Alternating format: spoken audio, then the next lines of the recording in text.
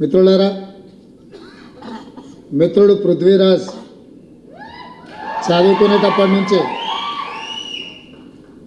మేమిద్దరం ఒకే కళాశాల, మేమిద్దరం కలిసి చదువుకున్నాం.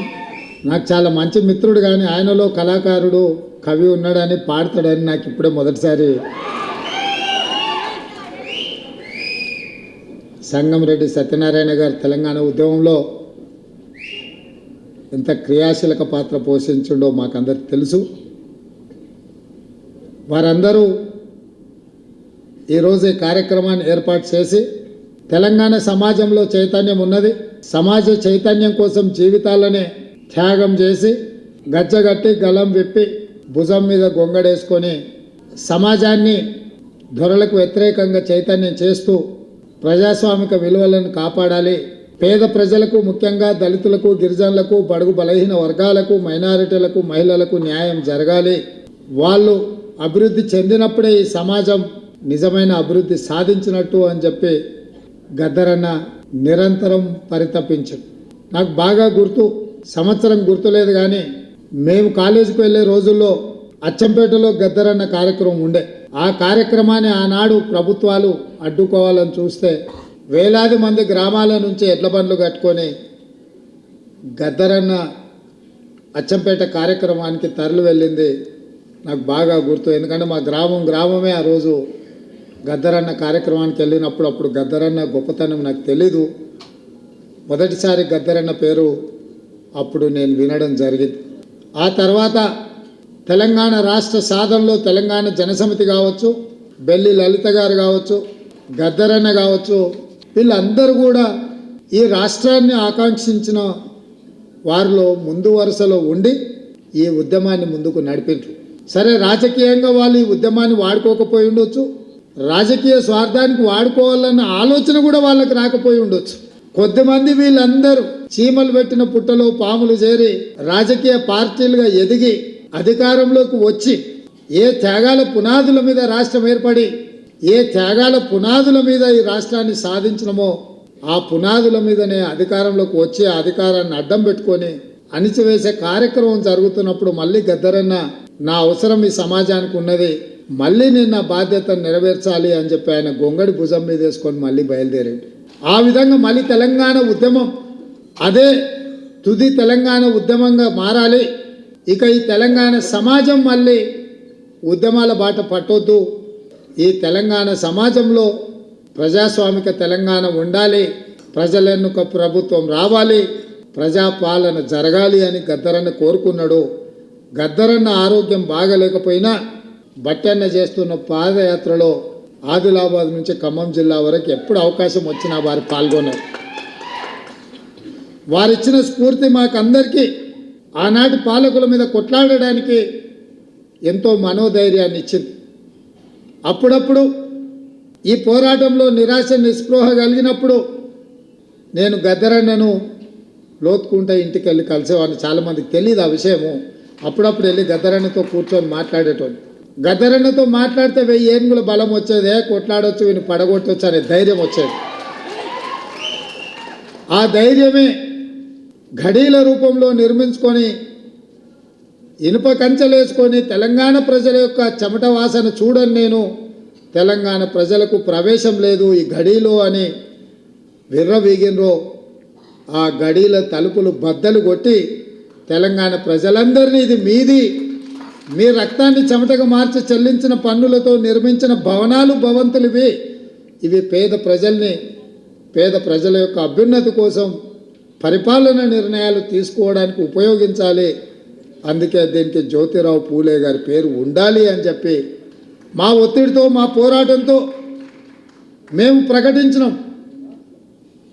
తెలంగాణలో కాంగ్రెస్ ప్రభుత్వం ఏర్పడిన వెంటనే డాక్టర్ బాబాసాహెబ్ అంబేద్కర్ గారి పేరు పెడతామని చెప్తే ఆ భయానికే మా ప్రభుత్వం రాకంటే ముందే సచివాలయానికి డాక్టర్ బాబాసాహెబ్ అంబేద్కర్ పేరు పెట్టాల్సిన పరిస్థితులు కేసీఆర్కు కల్పించినాం. ఇంతకుముందు పెద్దలు కంచె ఎల్లయ్య గారు, కవిత గారు నాకు ఫోన్ చేసిండ్రు, అసెంబ్లీలో జ్యోతిరావు పూలే గారి విగ్రహాన్ని పెట్టడానికి మీరు రావాలి అని. అయితే చాలామంది ఆ 10 ఏళ్ళు ఎందుకు పెట్టలేదు, 10 ఏళ్ళు ఎందుకు అడగలేదు అంటారు. ఆ 10 ఏళ్ళు వాళ్ళ నాయన మీద సంపూర్ణమైన నమ్మకం ఉండి ఈయన దుర్మార్గుడు, ఈయన పెట్టాడు కాబట్టే ఈరోజు ప్రజాప్రభుత్వం వచ్చింది. తప్పకుండా ప్రజాప్రభుత్వం పెట్టడానికి అవకాశం ఉంది అని చెప్పి వినతి పత్రం తీసుకొని వచ్చి ఏ దళితున్నైతే ముఖ్యమంత్రిని చేస్తా అని చెప్పి మాట ఇచ్చి మోసం చేసిండో ఆ దళితున్నే ఇందిరమ్మ రాజ్యంలో అసెంబ్లీకి స్పీకర్గా నిర్ణయిస్తే ఆ దళితుడే స్పీకర్గా ఉంటే మా గడ్డం ప్రసాద్ గారికి కల్వకుంట్ల కవిత గారు వినతి పత్రాన్ని ఇచ్చిందంటే ప్రజాప్రభుత్వం వచ్చినట్టే, ప్రజాపాలన మొదలైనట్టే అని చెప్పి నేను వేదిక మీద నుంచి చెప్పదలుచుకున్నాను. తండ్రి మీద విశ్వాసం లేక, నమ్మకం లేక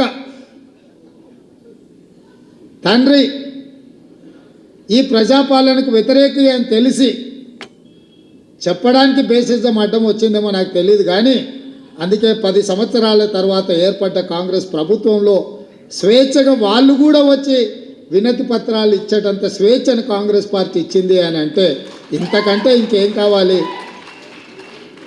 అందుకే మిత్రులారా, ఈ ప్రభుత్వం ప్రజలు ఎన్నుకున్న ప్రభుత్వం. ఈ ప్రభుత్వం ప్రజల ఆలోచనకు అనుకూలంగా ప్రజల యొక్క అభ్యున్నతి కోసం పరిపాలన నిర్ణయాలు చేయడానికి ఎన్నుకున్న ప్రభుత్వం. తప్పకుండా మిత్రులు చాలామంది ఇక్కడ గద్దరన్న గారి పేరు మీద జిల్లా ఉండాలి, ట్యాంక్ బండ్ మీద గద్దరన్న గారి విగ్రహం ఉండాలి అని ఏదైతే విజ్ఞప్తి చేసిండ్రో వీటన్నిటినీ తప్పకుండా మంత్రివర్గంలో సహచార మంత్రులతో మాట్లాడి ప్రభుత్వం నిర్ణయం తీసుకుంటుంది అని చెప్పి మిత్రులకి ఈ సందర్భంగా తెలియజేస్తుంది. అదేవిధంగా గద్దరన్న నాకు చాలా విషయాలు చెప్పిన, అందులో 2 విషయాలు ఈ సందర్భంగా గుర్తు చేయదలుచుకున్నా, మీతో పంచుకోదలుచుకున్నా. మొదటిది, లిక్కర్ పార్టీ ఒకటై ఉన్నాయి, రాబోయే ఎన్నికలలో నువ్వు జాగ్రత్తగా ముందుకు వెళ్ళాలి అని చెప్పిండు. ఇవాళ లిక్కర్ పార్టీ ఒకటైన విషయాన్ని మన కళ్ళ ముందు కనిపించి కాంగ్రెస్ను రాకుండా అడ్డుకోవాలని చూసిన మీరందరూ కూడా అడ్డుగోడలను తొలగించి లిక్కర్ పార్టీని మొన్నటి ఎన్నికల్లో లిక్కర్ పార్టీని ఓడించారు. రాబోయే పార్లమెంట్ ఎన్నికల్లో నిక్కర్ పార్టీని కూడా ఓడించడానికి మాకు అందరికీ అండగా ఉండాలి అని కోరుకుంటున్నాను. ఇంకొక మాట కూడా కీలకమైన మాట చెప్పిండు. ఇంటికి వచ్చిన నా మనవన్ని ఆశీర్వదించడానికి ఆ సందర్భంగా ఇంకొక మాట చెప్పిండు గద్దరన్న. రేవంత్, జీవితాంతం గుర్తుపెట్టుకో, పొలిటీషియన్తో కొట్లాడడం సులువు, క్రిమినల్తో కొట్లాడడం అంతకంటే సులువు. కానీ క్రిమినల్ పొలిటీషియన్తో కొట్లాడడం అంత సులువు కాదు. నీ ఎదురుగున్నోడు క్రిమినల్ పొలిటీషియన్ అనుకుంటున్నావు, కాదు క్రిమినల్ అని చెప్పి కేసీఆర్ గురించి నాకు చెప్పడం జరిగింది. అందుకే ఆ క్రిమినల్ పొలిటీషియన్తో మేము కాదు మీరందరూ కలిసి వచ్చి తోడుగా ఉండి గద్దెని దించి ఈ ప్రభుత్వాన్ని ఏర్పాటు చేసినాం. ఇవాళ ఏ పని చెయ్యాలన్నా దాన్ని అడ్డుకోవాలన్న ఆలోచన తప్ప ప్రతిపక్ష పార్టీగా ప్రజలకు మేలు జరిగే సలహాలు సూచనలు ఇవ్వడం మానేసి శాపనార్థాలు పెట్టుకుంటూ తిరుగుతున్నారు. ఇట్లాంటి శాపనార్థాలకు కాంగ్రెస్ పార్టీ ఎప్పుడు భయపడదు. కాంగ్రెస్ పార్టీ ప్రజలకు స్వతంత్రం అవసరమైనప్పుడే ప్రజలకు స్వతంత్రం ఇవ్వాలన్న ఆలోచనతోనే ఈ దేశానికి స్వతంత్రం తీసుకొచ్చింది.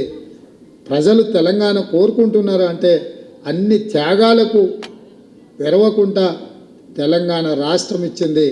ప్రజలు ప్రజాస్వామిక పరిపాలన కోరుకుంటే ఎట్లాంటి ఒడిదుడుకులనైనా ఎదుర్కొని 5 కాదు 10 సంవత్సరాలు సుస్థిరమైన పరిపాలన అందించే బాధ్యత నాది, మా మిత్రుంది. కొంతమంది మాట్లాడుతున్నారు 3 నెలలు 6 నెలల కేసీఆర్ మళ్ళా ముఖ్యమంత్రి అవుతాడని.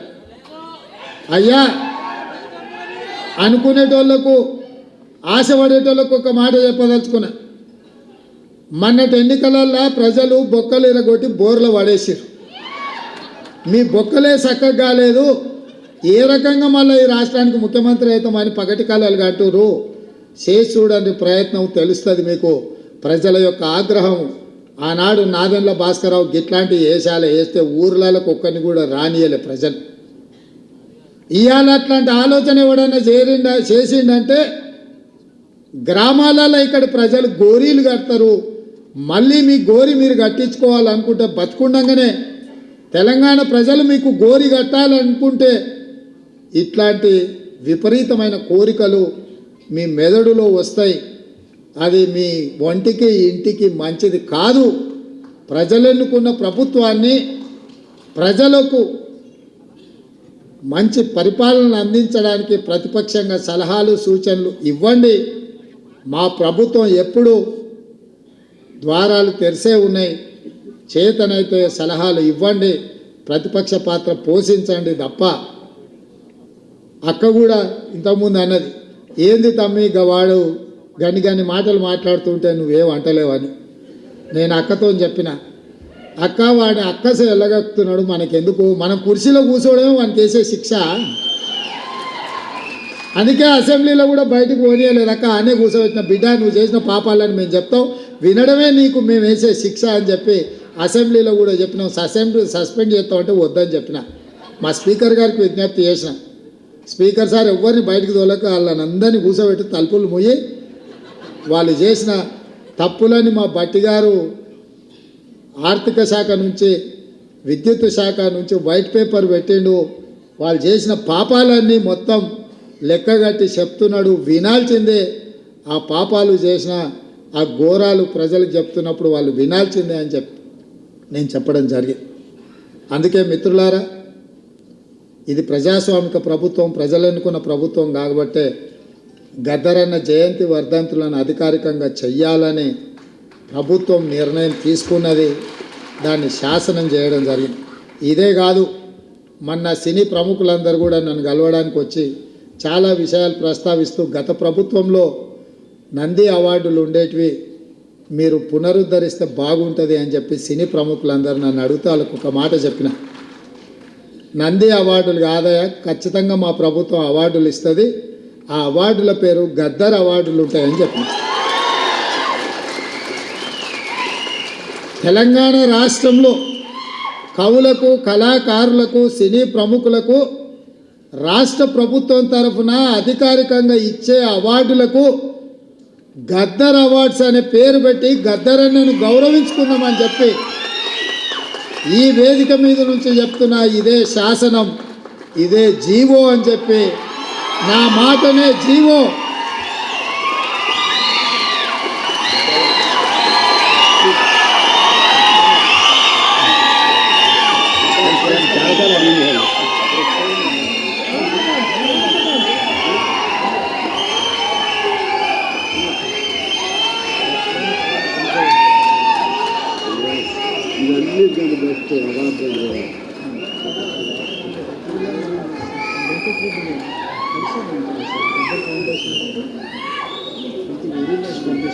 గొప్ప నిర్ణయం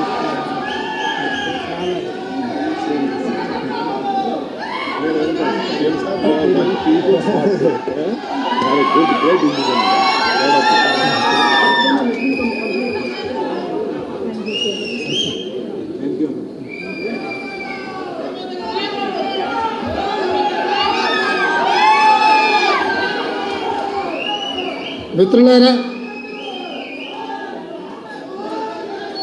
అది కూడా